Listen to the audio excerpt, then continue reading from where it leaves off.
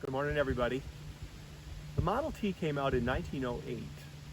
Well, 3 years later, on this date, November 3, came one of its big competitors, Chevrolet. By the way, I'm at the Tri-State Marker in the Douglas State Forest, where Rhode Island, Massachusetts, and Connecticut come together.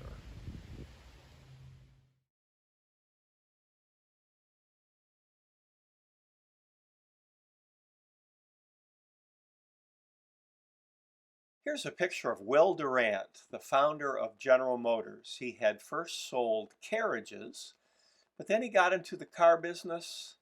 And one of the first things he did was buy Buick. And there were many independent car companies back then. Here's a Buick from 1905. And while he was working with Buick, he met Louis Chevrolet. Because Louis Chevrolet, who was born in Switzerland, had moved to Canada, was a racer. And here's a picture of Louis Chevrolet with a Buick race car. So Durant and Louis Chevrolet knew each other, and they started a car company called Chevrolet. But then Louis Chevrolet left that company. It didn't really interest him that much, but Durant kept the name Chevrolet. So that's how that name started. So in the early 1900s, Will Durant started GM. Louis Chevrolet gave his name to the company. And then, of course, there's Henry Ford with the Model T.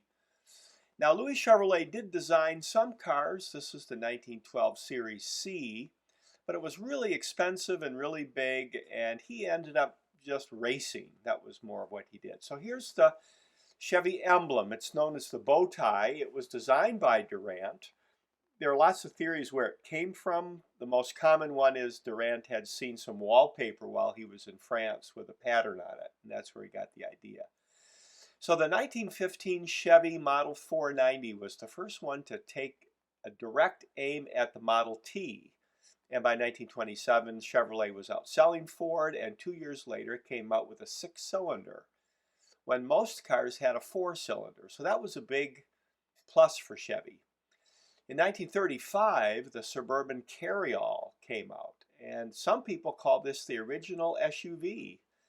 And it's the longest continual nameplate in the car industry today. They're still Suburbans. During World War II, Chevy and Ford and everybody else made vehicles for the war. Here's a picture of a Chevy truck for World War II.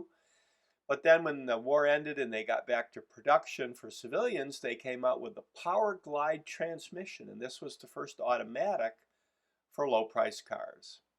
In 1953, the Corvette came out. This was the first regular production fiberglass body car, and it became really iconic, associated with the wide open road of the United States.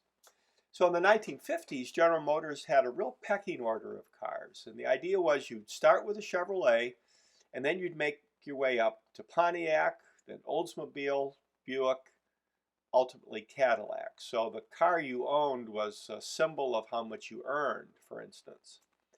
So in 1960, Chevrolet came out with the Corvair. This was a rear-engined car and very controversial. You may have heard of Ralph Nader's book, Unsafe at Any Speed, in which he claimed that the Corvair was unsafe to drive. Not everybody agrees with Ralph Nader's conclusions. But the Corvair did go out of business, and probably the biggest reason is this, the Mustang. 1965, Ford Mustang came out. It was a real leap of faith for Ford, and it really shook up the car industry. So all the car companies had to figure out how to react to the Mustang, and Chevrolet came out with the Camaro.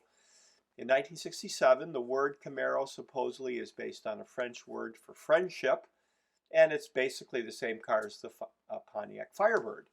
And then in 1970, the ultimate muscle car came out, the Chevelle SS with a 454 cubic inch V8. But the same year, the Monte Carlo came out, and this has the longest hood in the history of Chevrolet at over 6 feet. It was called a personal luxury car. So car companies have disappeared over the years. In one estimate, in 1900, there were over 200 car companies. Here's a chart of some of the car companies that have disappeared. But Chevy's still around, and for lots of people, it's right up there with baseball, hot dogs, and apple pie, a real iconic American brand and product.